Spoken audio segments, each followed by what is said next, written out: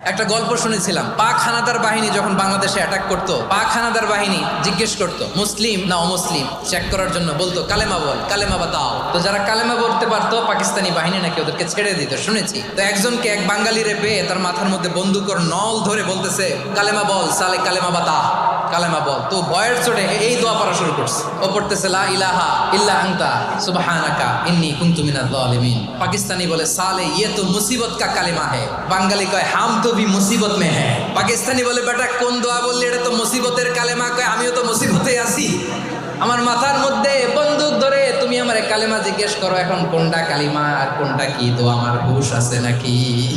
লা ইলাহা ইল্লা আনতা সুবহানাকা ইন্নী কুনতু মিনাজ জালিমিন। বিষ্ণুই বললেন দেয়ালে পিঠ থেকে গেলে, চোখে মুখে অন্ধকার, বাঁচার কোনো উপায় নাই, তখন এই দোয়াটা পড়তে হবে।